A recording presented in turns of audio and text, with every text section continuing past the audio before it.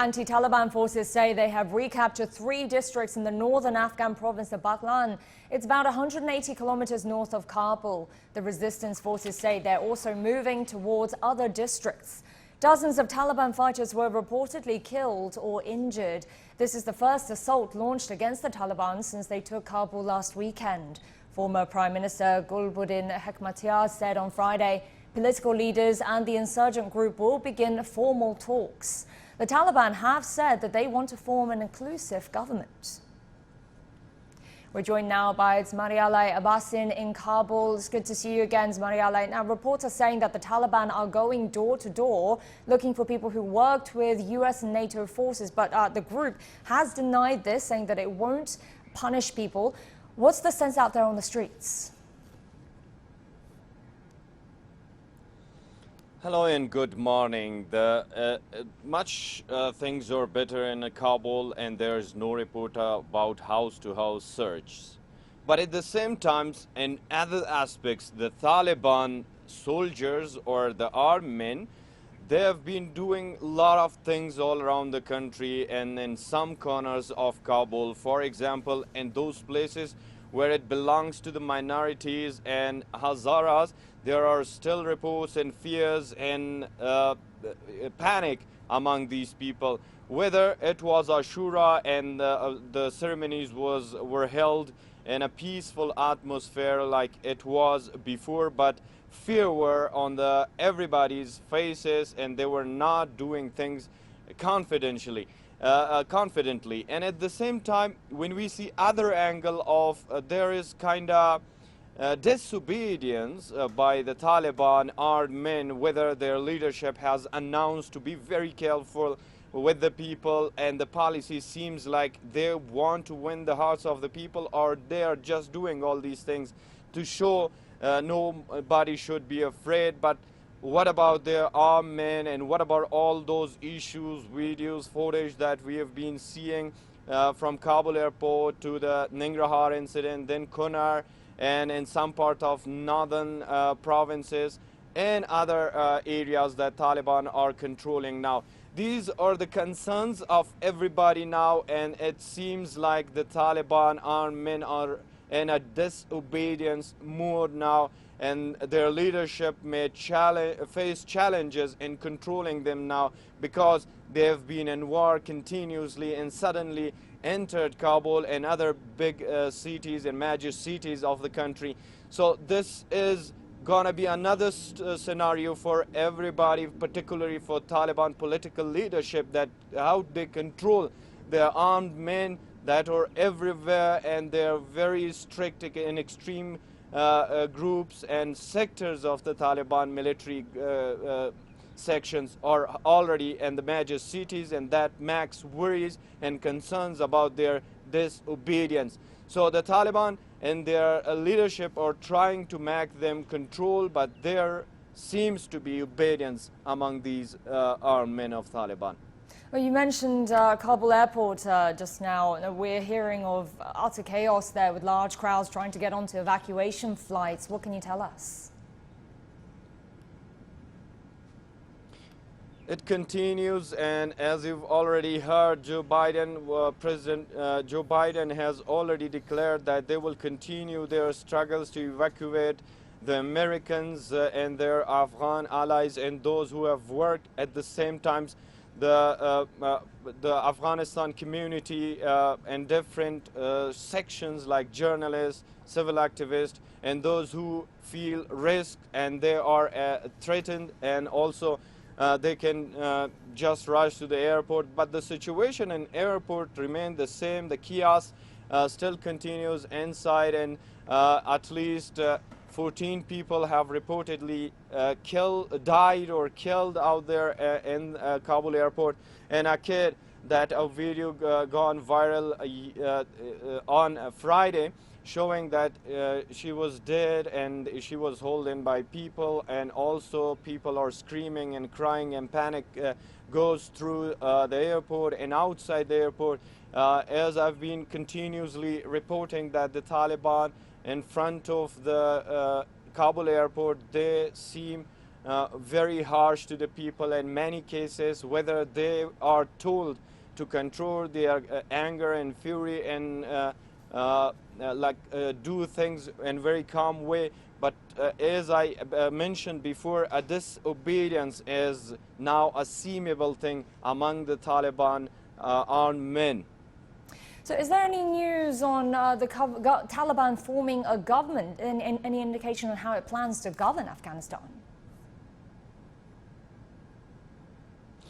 They have been struggling about this, whether the situation seems challenging and the northern provinces, the central hub of these uprisings, or the resistance too, that once was led by Commander Ahmad Shah Massoud, now Junior Massoud, or Ahmad Massoud, his son, is on the lead with former Vice President Amrullah Saleh, and we have been receiving reports about falling of at least 3 districts and 3 more in Baghlan province, which is located in north of country, very close to capital Kabul. And there are still uprising and it accelerating as we get report from the areas and talking with those who are living there. So it will be a challenging part for the Taliban to make peace with these uprisings or the resistance too. But when we see Ahmad Massoud and Amrullah Saleh, they are not ready yet to negotiate with Taliban and make a settlement.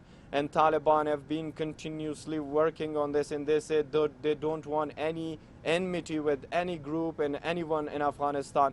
Just on Friday, former President Hamid Karzai and Chief for High Council for National Reconciliation, Dr. Abdullah, met with some elders, religious scholars, and also prominent commanders of Panjshir Valley or province who are close to Ahmad Massoud and Amrullah Saleh, and they've been talking to solve the issue through negotiation. But the situation again remains challenging, and that's what many feel another war is already erupted. All right, we really appreciate the update. Thank you so much, Marialai Abbasin in Kabul for us. Afghan journalist Parwiz Karokhail has talked to a Taliban group commander and a member on how the group took over Kabul and the security situation there. Well, I have just found a few Taliban members in capital Kabul. They are right now in a private hotel and have lunch together. Around us, more residents and civilians also could be seen. They say we are here for the control of the people, to prevent the robbers, and they say we are committed to have control of the Kabul city. We have a united team. The team has been committed to bring further security and peace to our countrymen. We have so far not seen any major security incident across the country.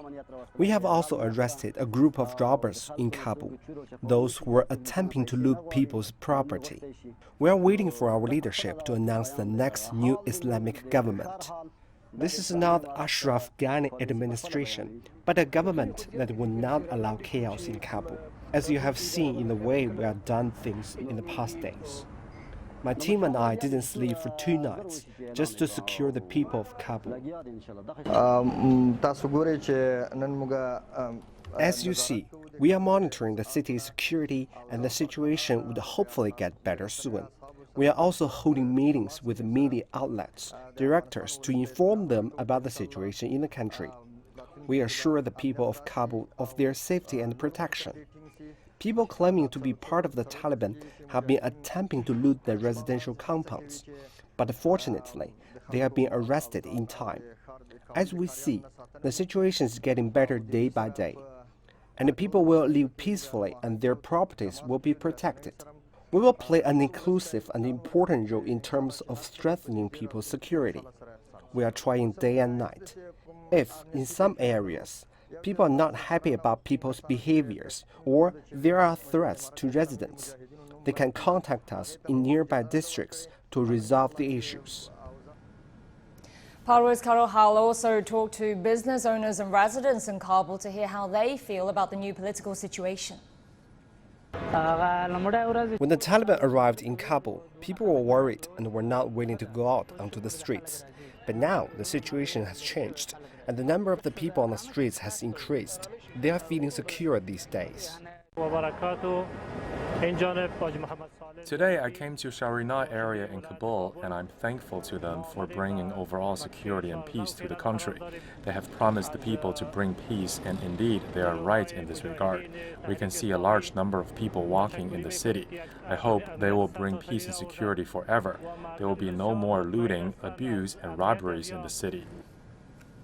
The U.S. has resumed evacuation flights out of Kabul for tens of thousands of Americans and Afghan allies after a delay lasting hours. There are logistical problems getting people out safely, and processing facilities have hit capacity. And President Joe Biden says he can't guarantee the final outcome, as Nathan King reports. Well, was it third time lucky for the US President Joe Biden as he attempted for that number of times to explain what the US is doing in terms of extraction of its nationals and sympathetic Afghans and others from Kabul? Well, not really, because essentially all what he was saying is kind of contradicted by facts on the ground. He said that there have been about 18,000 removed, that there was a short delay because of overcapacity in Doha, in Qatar, at an airbase. We understand that Ramstein airbase in Germany and others are going to be opened up, but still it led to a delay of flights for 8 hours. He said that he really didn't know how many Americans were still left to get to the airport, but if you go to the airport, everything's fine. The Taliban will allow you in. Well, we know from the chaotic scenes that that is not the case, especially for Afghans, even if they have special immigrant visa paperwork as well. It's quite incredible considering that also other countries like France, the UK, and now potentially Germany are sending out special operations teams into Kabul, the Green Zone, the Diplomatic Zone, and elsewhere, to extract their nationals and sympathetic Afghans and take them to the airport, while the Americans cannot. Now, they understand that the Americans are the most high profile, they're in contrast to the Taliban, but the fact that this hasn't been worked out, even though they're in constant contact, is a head scratcher. And, you know, this president was elected on empathy. And he had one line, which is, we're going to get every American out we can, although they still admit they don't know how many Americans there are in Afghanistan. But he also said that Afghans who supported the US are almost, and I stress this, almost as important as Americans. Yes, we're making the same commitment. There's no one more important than bringing American citizens out. I acknowledge that. But they're equally important almost is all those SIVs, we call them, who in fact helped us. They were translators. They went into battle with us. They were part of the operation. Well, that's quite an incredible admission that there is an essentially apartheid system when it comes to extracting people. Just a real own goal from a president who got elected on empathy, on racial justice. Does it stop at the America's water's edge? Well, you know, he's had a lot of criticism. He still defends his position, and he says, despite the fact that there's been big dissent revealed in the last 24 hours, especially with the State Department cable from people in Kabul saying the Taliban could take over in a matter of days, he says the consensus was that they would be able to withdraw in a more orderly fashion. Sometimes he says the chaos was predicted. It's not a best performance from a man who has 3 decades of foreign policy experience in the Senate as well. And I can also tell you that the world is watching. He said that NATO allies have been nothing but supportive. Well, you saw the parliamentary debate in the United Kingdom over the last few days. We're seeing similar words from Denmark, from France, from NATO allies. This is not the finest hour for the Joe Biden presidency. Nathan King, CGTN, in the White House. Several NATO countries have pressed for evacuations from Kabul to continue beyond the current American deadline of August 31st. Thousands of foreign nationals and people seeking safe passage are reportedly stuck outside the airport. Lucy Hoff reports from Brussels. The immediate focus of the NATO's alliance is at the moment the safe evacuation of thousands more people are stranded at Kabul airport, amongst them citizens from NATO member states and at-risk Afghan citizens, who, particularly those who have helped Western forces on the ground over the course of the last few years. So there has been talk from the US's side about a deadline of August the 31st for those evacuation flights. Efforts are being stepped up to evacuate those who remain. The EU, for example, has identified 300 more of its own staff working for European delegations on the ground who need to be evacuated in the coming days. So that was very much the focus of NATO's discussions today as part of this meeting of foreign ministers.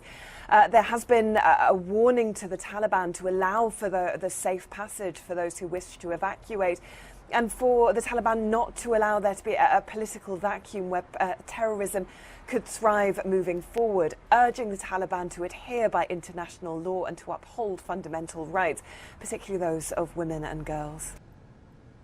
Pakistani authorities say they are in contact with the Taliban with the hope of bringing peace to the region. Daniel Khan reports. Reportedly, Pakistan's ambassador to Afghanistan, Mansoor Khan, has confirmed that Islamabad is in contact with the Afghan Taliban, saying that it wished for an inclusive government in the country so that it can move towards sustainable peace in the region. He said Pakistan had also spoken to the visiting Afghan delegation. Khan said whenever Islamabad engages in talks with Kabul, previously, it had always asked Afghanistan not to let its soil be used for militant groups such as the Tehreek-e-Taliban Pakistan, Daesh, Al-Qaeda or the ETIM that threatens China.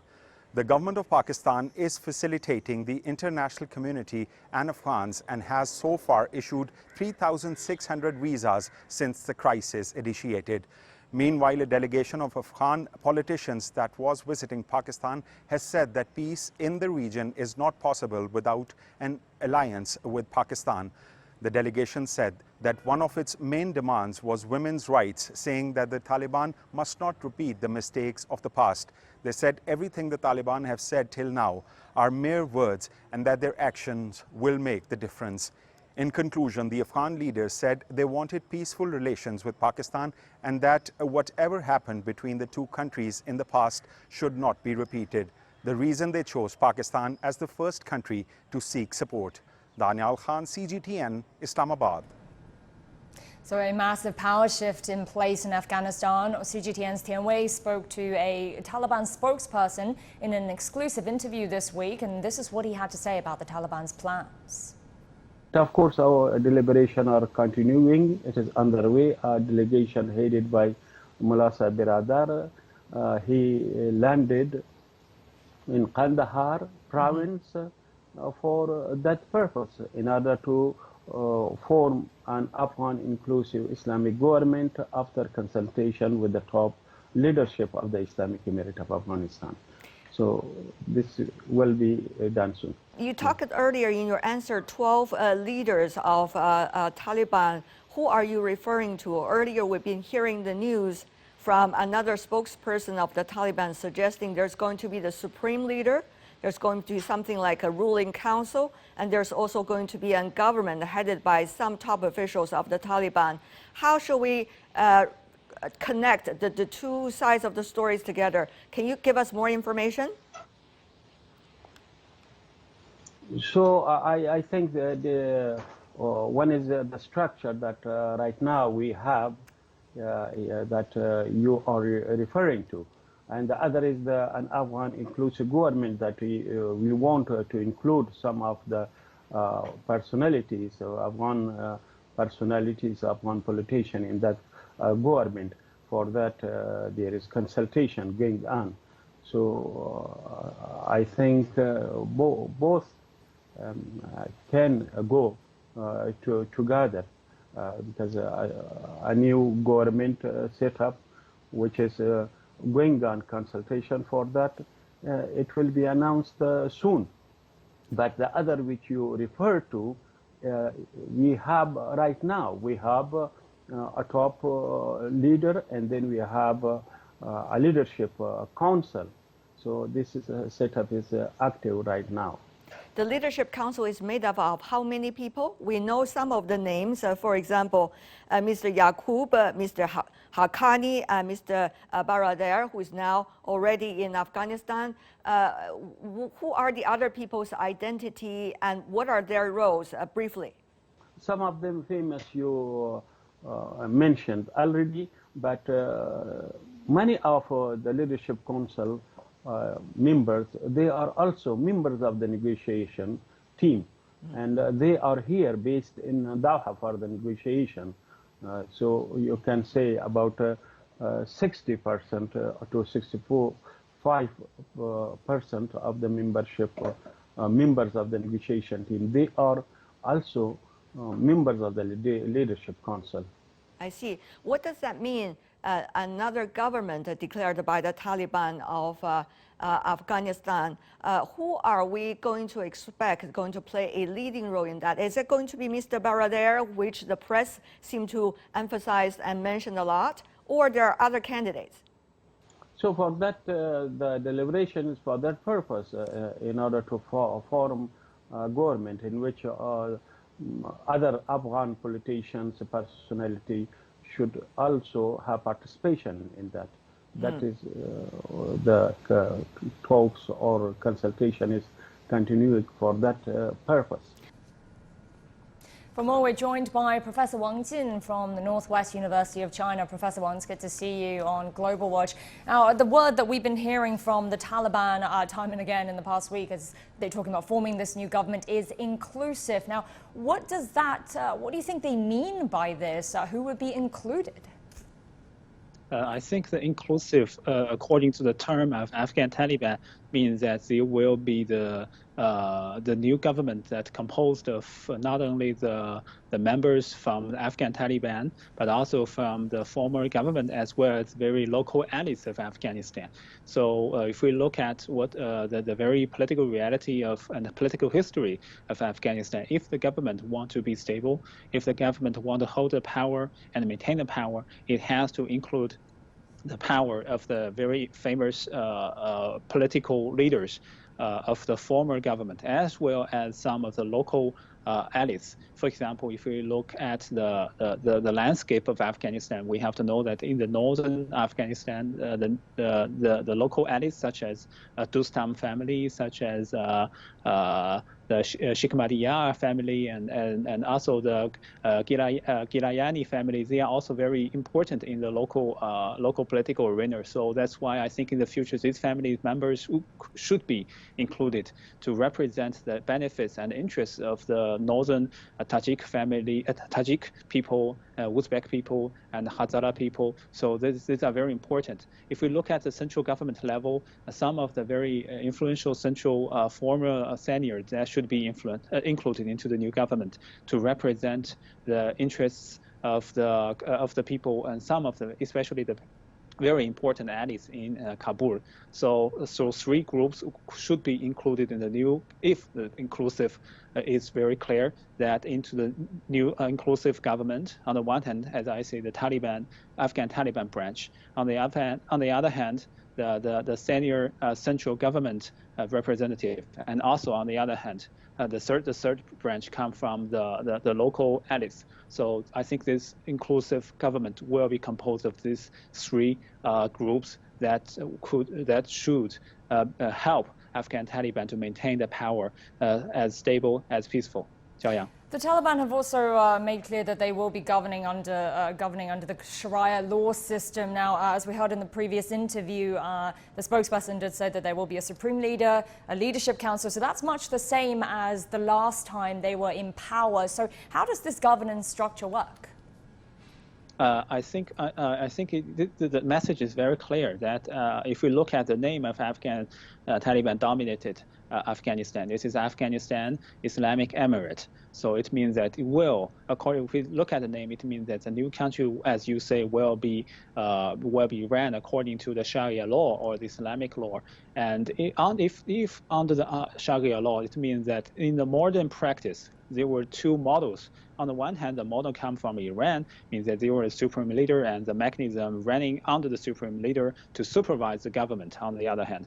And also the other model comes from the Egypt, that between 2020 and 2013, under the Brotherhood leadership, means that they were the council that organized by the senior of the Muslim Brotherhood, and then they were the government that the leader of the government was selected and elected by the council. So the government of the leader is also the member, important member of the council. So these are the two major examples of how the modern state that could be included into the Sharia law. But if we look at the Afghanistan example, I think in the future there might be the council, but there is a kind of the leader in the council, and also the council will supervise the power running and the power maintaining of the government. So here is the power will come from the council. The council will help supervise and help monitor, help to select the members, important members of the government, and help the running of the government, and also will be responsible for the government running. So the government will implement the direction of the council. The government will be the implementation factor or implementation mechanism for the council. So the council will direct the government and also direct the whole country. So I think this will be how the system goes in the future. This is a very special goal, that the combination of both Sharia law as well as the modern state practice. Jiayang. Well, certainly there's a lot to be unfolding over the coming days. Professor Wang, thanks so much for explaining that to us. We appreciate your analysis. As Wang Jin with the Northwest University of China.